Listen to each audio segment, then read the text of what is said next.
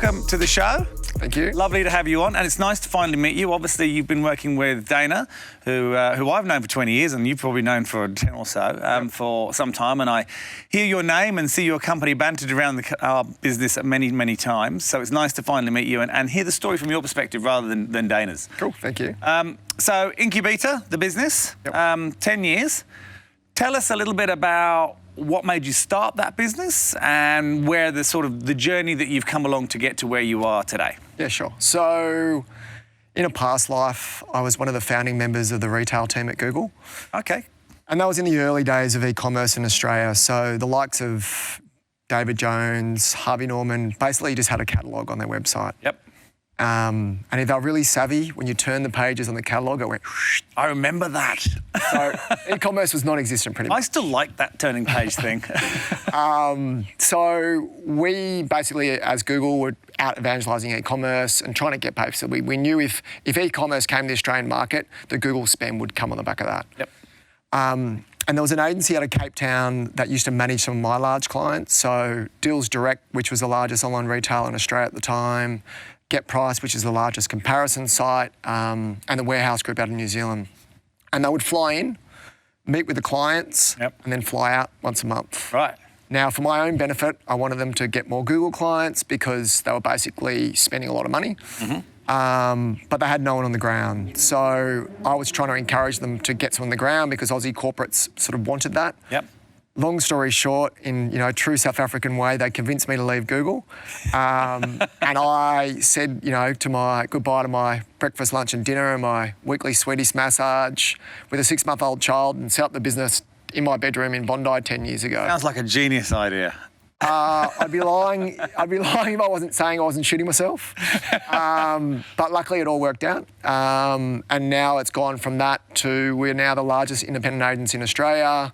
Wow. Manage 50 plus Australian retail brands, 30 staff on the ground and 40 in Cape Town. So it's quite a large business, but it's sort of grown from me being the account guy, the sales guy, the bookkeeper, the debt collector, and writing a bit of ad copy on the side too. Now it's quite a large team. Yeah, that's impressive. I know that journey well. 50 clients, 50 Australian clients, right? That's massive. That's 50 Australian clients, but some of those, someone like a Les Mills, we manage in 74 countries around the world. And there's no page turning anymore? Unfortunately, no. And in terms of you and where you were before you ended up at Google, I reckon most people are interested just to hear a tiny bit about that because you were one of the early Google. Was that when they had the slide in their office? Because I had a friend who started very early on in Google, I think in Google's early days in Australia. Was that when they had a slide out there? We had a few things, not a slide, but we did have a lot. We had a slide. This is back in the early days, probably sub 100 staff. Yep. The annual ski trip every year. A ski trip every year? We did for 2 years. Know that. Breakfast, lunch and dinner. Where'd you go? Massage. Foodbo, yeah. Foodbo. Masseuse on campus. How did you end up at Google?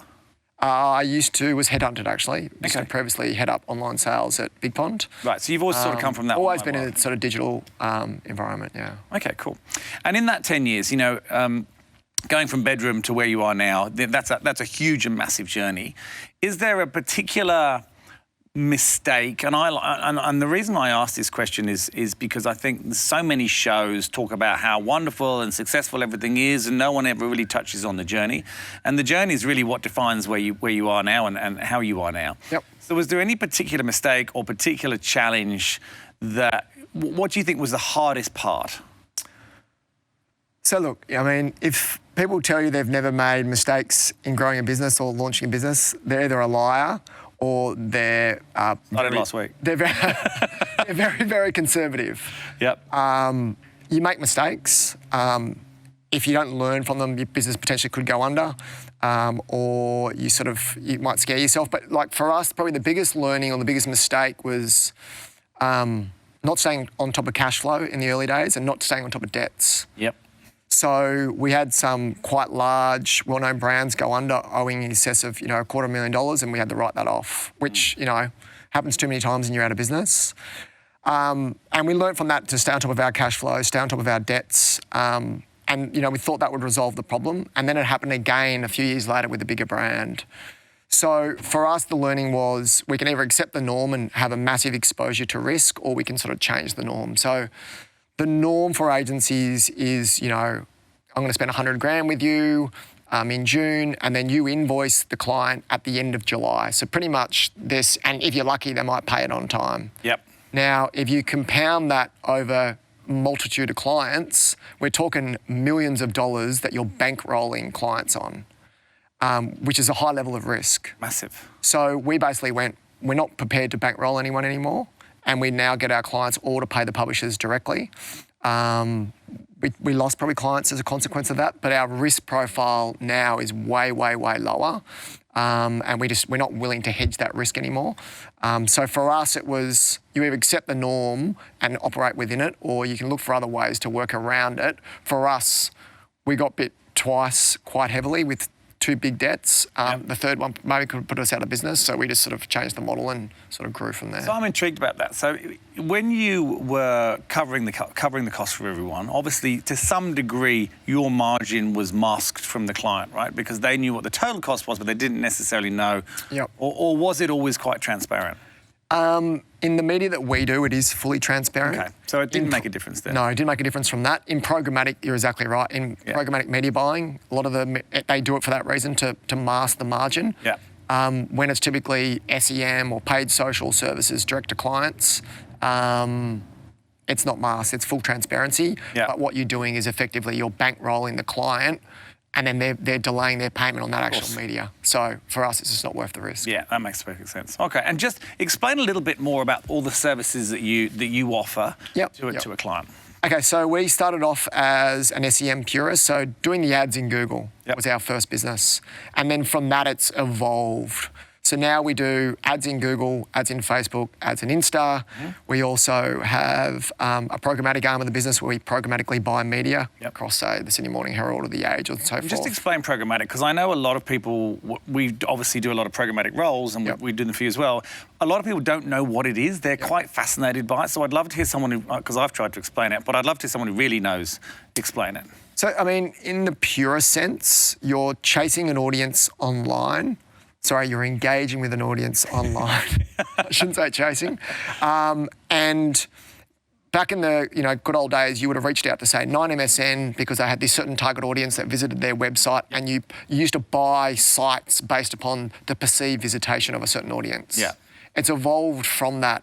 So what you do now is you go after audience segments, but you chase them across, thousands of different sites that you would look at them. So you're following the audience. You're not necessarily buying an ad in Vogue or buying an ad on 9MSN or buying an ad on the Sydney Morning Herald. You still do a proportion of that, but now what you're doing is you're programmatically bidding across, hundreds and thousands of sites to get that audience at the best possible price and the best kind of ad, that sort of at a high level. So another part of our business is running those campaigns. We also set up trading desks for other agencies, set up trading desks for clients, train their staff on how to buy media programmatically. We also have a consultancy arm of the business where we would come in to consult to businesses like The Iconic or Koala, for example, and help them with their strategy. So if you think about that industry since you started in those 10 years has changed enormously. Massively. Mainly driven by technology, is that fair? Technology, and I think the second thing is transparency. Okay, so what do you think, if you're a retail client and they come to you, what are they getting from you that perhaps they might not be aware that's actually available to them? Yeah, so I suppose what we bring is that depth of knowledge, we're so deep in the retail vertical, and that's from a global sense as well. So you're buying into an agency that's got the skill set to run global campaigns with experience on that, whereas a lot of agencies are more sort of one country centric. They don't really do global, or they do, it's typically out of Singapore or out of the States or the UK. So there's that international knowledge, and then there's a very, very deep knowledge across all those, platforms, whether it's TikTok, whether it's Facebook, whether it's Insta, whether it's SEM, whether it's SEO, and how they all interconnect together is also a very important part. So how to get your correct media weighting to give you the overall better result as well. Yeah, and then the transparency is the results that obviously you can show. Transparency in results and what we can actually show in terms of revenue, in terms of acquisition, but also transparency in terms of the clients will always have full transparency in what they're spending with us because we do it out of their accounts. They pay the bills directly, so there's no masked fees per se. Yeah, so it's interesting because we've got, and I'm sure you would have noticed this as well, we've seen a huge, in the last 3 years, growth of Australian e-commerce companies, of which there weren't that many before, as you well know, other than people like Iconic and any other rocket internet business that they've chucked a ton of money at. There's actually a lot of real sprouting ones coming up, mainly because of COVID. And I think we're finally seeing a really good, strong e-commerce ecosystem in Australia, which we haven't seen before. Agreed. And of course, the one thing they want to do, they want to go global because that's what you can do with e-commerce, right? You don't have to have the bricks and mortar. That's the whole point. So in terms of, you talk about having that global presence, do a lot of your customers, when you say global, do you mean true global as in every single country? So or is it more the UK, or is it more the US, or are we talking that they could basically be selling in Argentina just as effectively as they are in Belgium, as they are in the UK? So look, the blocker for the client is what countries they can ship to and ship to efficiently. Okay. So if they want to go global in the truest sense in every single market, no problem. So someone like Les Mills out of New Zealand, we run and advertise campaigns in 74 countries. 74. Because for them it's infinitely scalable because we're selling a downloadable app. Yep. For a lot of other retailers, the blocker will be a point of presence in those markets. So to your point, they'll typically go after the US, the UK, some of the Asian regions. But if they're shipping everything from Australia, or they've got a centralised DC in Asia or in Europe or wherever it is, and they can actually fulfil globally, there's nothing stopping them from advertising in a global sense. Interesting. We had someone on the show earlier today, actually, who runs Fluent Commerce, who you may know, who are obviously order management and talking about similar sorts of issues. Obviously, they're trying to solve that problem that you're talking about in terms of actually getting it out there. Okay, now with the drastic change that we've had in the last 10 years, what do you think is coming? What do you would probably be better placed than most. What do you foresee coming in even just the next 2 years, because technology is moving so fast, that's going to impact what you do So look, the robots are taking over. There's no ifs and buts. Everything that's sort of coming out of Google or Facebook is very much led towards automation. Yep. So, and it's sort of increasing at a scary fold. So automation is going to become bigger and bigger. Yep. But also what you can and can't track in terms of consumers is going to become way more fluid. So at the moment, you can pretty much track everything. It's actually down to a scary level how detailed we can go in terms of customer targeting. That is it's going to come back. It's gone too far. Because of privacy? Yeah, I think it's gone too far. Yeah. Like it's actually, like Google know and Facebook know way too much about us, and as a consequence, we can target people on that. Yeah. I think it's going to become, we're going to move back from that and how much we can track consumers' behaviour online. And then the marketing around that will evolve. So it's already starting, but I think that's a progression that's going to come tighter and tighter. Yeah. And it'll move back. I think we probably went too far in how far we could target customers. I've never heard anyone say that before. That's an interesting... And I'm the advertising guy. Yeah, that's what I mean. Certainly someone sitting in your chair. I mean, it's good because it works. It's good for the advertiser. Yes. Because they get much better results. Of course. And, there's way less wastage in terms of the old spray and pray approach because you can target the audience now. But the degree of targeting is quite scary, how much we can target people. Can you target down to the likelihood of them buying? Obviously, demographics and so forth, but you can literally target 100%. Down to, like, this person generally, when they see an ad, 100%. Can't control themselves. Yeah, 100%. That's crazy. Yeah.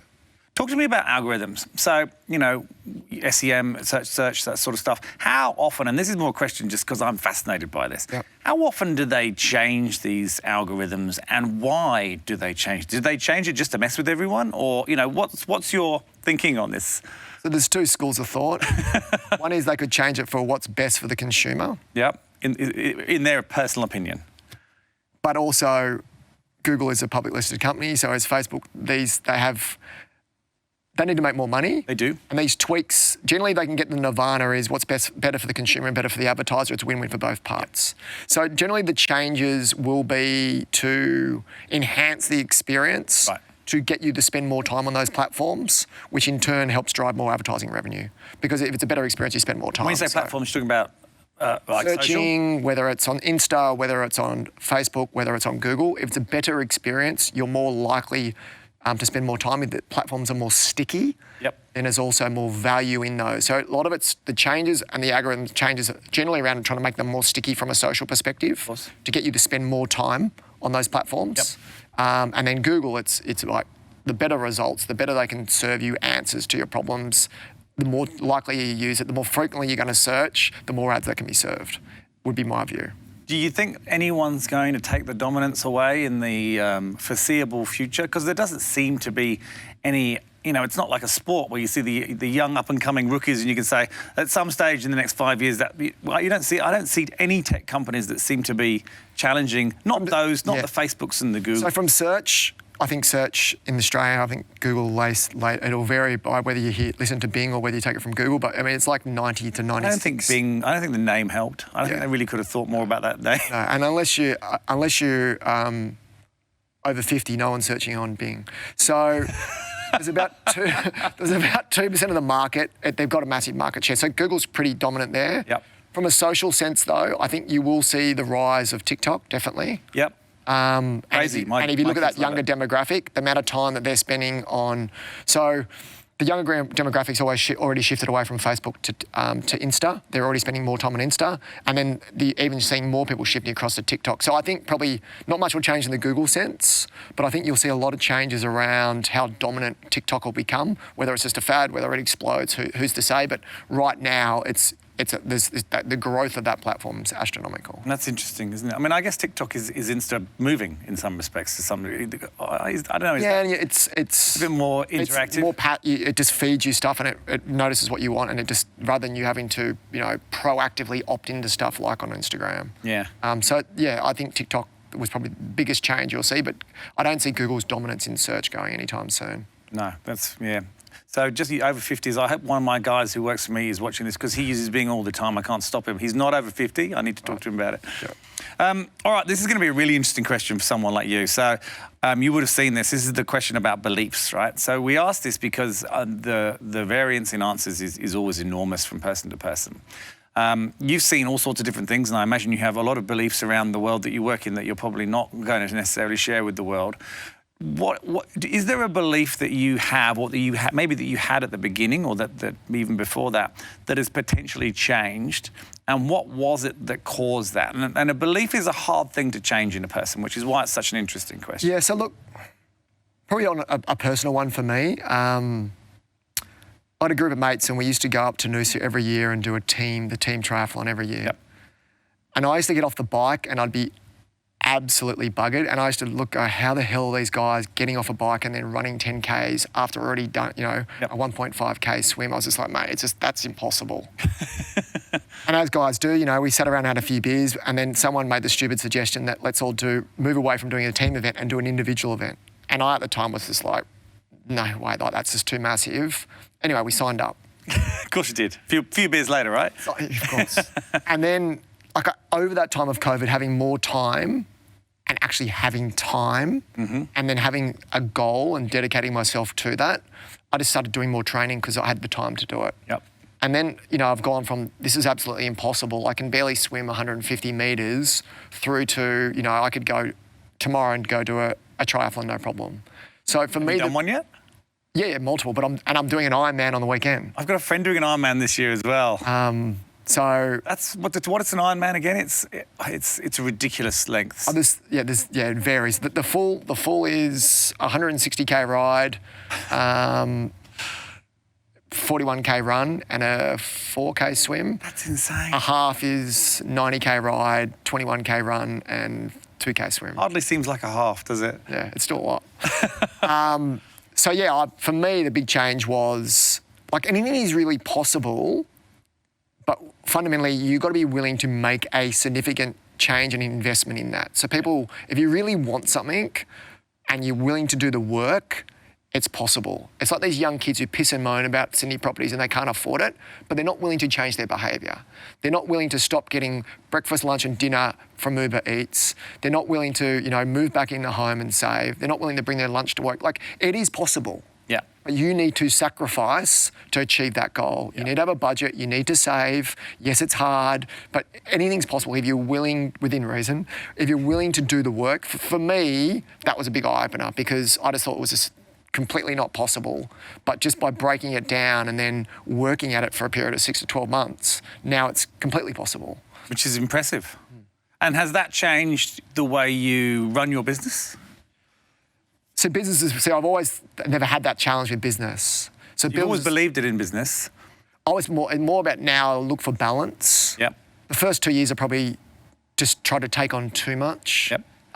It was my sole focus, put everything aside. You know, you work crazy hours and you're so conscious about making as much money as possible that you probably don't take on more people early enough. Yep, that's a very common mistake. And you don't have any balance. You probably could argue that you can't have balance to be successful in those first couple of years, but for now, the work thing is more about, for me, looking to get balance and using a team of people rather than just do everything and just work. So I've always thought that I could do it from a work situation.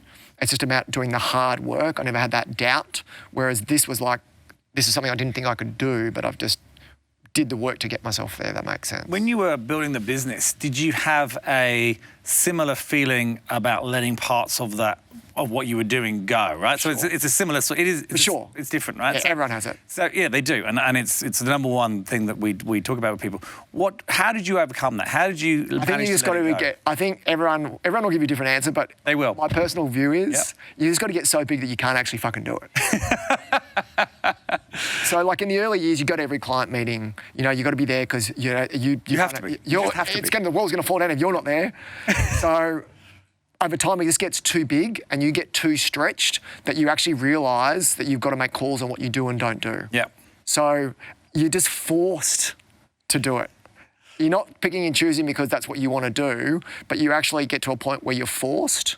And then you realise, oh, wow, things don't actually fall down if I'm not in the room or I didn't attend. And you can actually see the people around you are very, very capable. And then once you see that, you just got to force yourself to step back. And then over time, it just becomes, you actually prefer stepping back than doing everything. See, it's interesting. You say everyone gives a different answer. They don't. Everyone gives the same answer. I genuinely think people who have the ability to take that step and start a business in whatever form that they do, they almost have to be forced. They don't know. I don't think any of them suddenly go, oh, you know what? No, I've been going 2 years now. I think we're pretty good. Can probably take that. That never happens. Those people don't operate that way. And it still does creep back in when the pressure's on. It's our default. I'll take over and save the world. Yeah, it's a default for everyone, right? But I think it's a time thing, it's a size thing, and then you just realise you can't.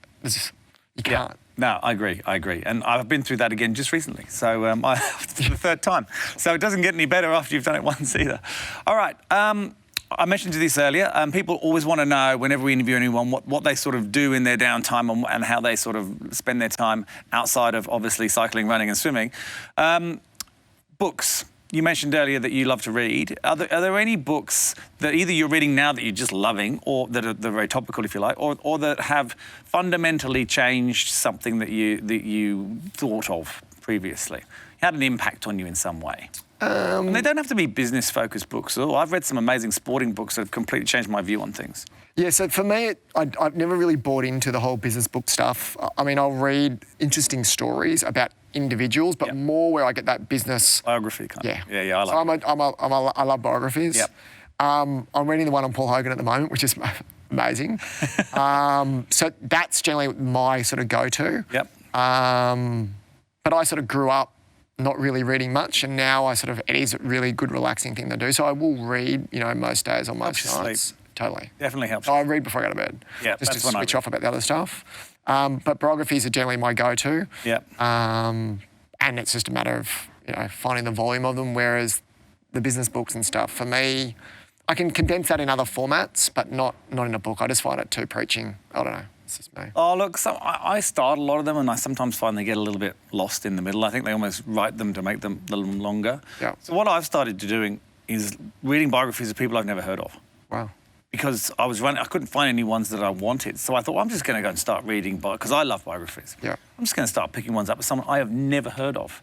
And it's even more interesting because you've got no view on what's going to happen. I think when you read a biography, you usually know something about that person. So a lot of the book you're kind of expecting, and yes, there's things in there, like when I read the Agassi one, there was a whole bunch of stuff in there that no one knew, right? Yeah. But there was a whole bunch of stuff in there that I did know because I'm a big tennis fan. Yep. But if you read a biography about someone you've never heard of, it's a completely different experience. Interesting. You should give it a go. Give it a try.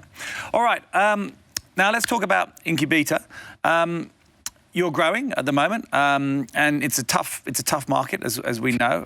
Trying to find people. It's a tough market in every space, but in yours, it's becoming even more particularly tough. And the fact that no one's coming in from overseas is not helping. No. If someone's watching this and they're thinking, okay, I love the sound of what you're doing, particularly with the global and all the other things that maybe a lot of the other agencies don't offer, but let's hear it from you.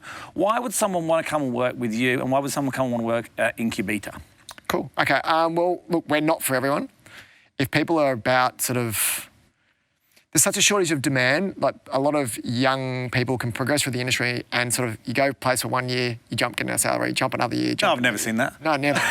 And you can get big pay rises in that, but your actually career development gets stunted as a consequence.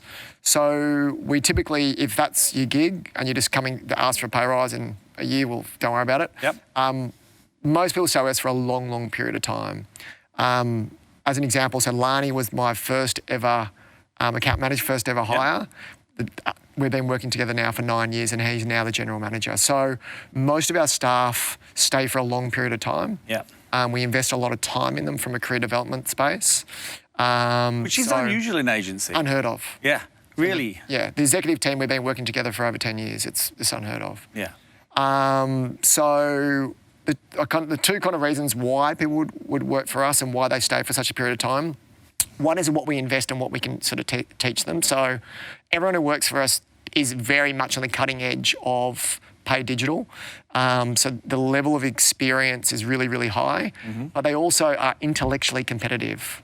So it's not like a big agency where you're siloed, everyone's in the same team, everyone collectively shares stuff, but they all want to be seen as the brightest and the best and doing stuff. So the actual learning is really, really high from a knowledge basis of the subject matter.